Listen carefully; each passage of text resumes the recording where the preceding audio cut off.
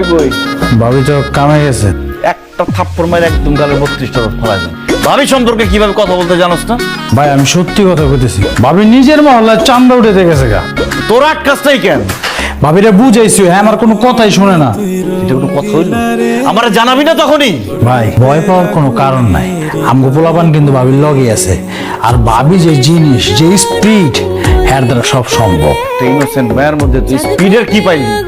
আমার লগে কি চাচা, চান্দা নিয়ে এত অনীহা করলে চলবো? চান্দা দিতে হবে না? আর অন্য কয় টাকা বাকি? ভাবি হয়তো চান্দা দেওয়ার বয়স 6 মাস ধরে পলাই বেড়াইতেছে, হয়তো ভাই হারিকেন দিয়ে করতেছে, আজকে পাইছি ওর।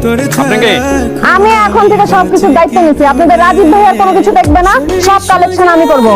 চাটা মনে থাকো তো? আরে কি করতেছো তুমি? এইসব মাথা খারাপ হয়ে গেছে তোমার? চাটা তুলতেছি, মাথা খারাপ আর কি আছে?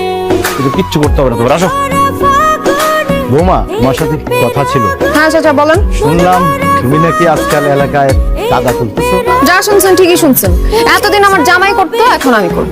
অবশ্য দেখতে দেখতে অভ্যাস হয়ে যাবে, আপনি এত টেনশন নিয়েন না। এই সাবধানে কথা বলো। তুমি জানো তুমি কার সামনে দাঁড়িয়ে কথা বলতেছো? উনি সম্পর্কে আমার চাচা হয়। তো চাচারে তো চাচাই বলছি, কি চাচা বলছি না? এতদিন আপনার ভাতিজা চাঁদা তুলতো, আপনার কোনো সমস্যা ছিল না, এখন আমি তুলতেছি, খুব প্রবলেম হয়ে গেছে না? কেন ছেলে দেখে? খারাপ কাজ যেই করুক না কেন সেটা খারাপই। মেয়ে মানুষ হয়ে রাস্তায় চাঁদা তুলতে যে খারাপ দেখা যায়, এটা বলছি না তোমাকে আমি? তারপরও তুমি আজকে রাস্তায় বেরোচ্ছ কেন? বেরোইছি চাঁদা তুলতে, আর আমি অবশ্যই বাইর হব।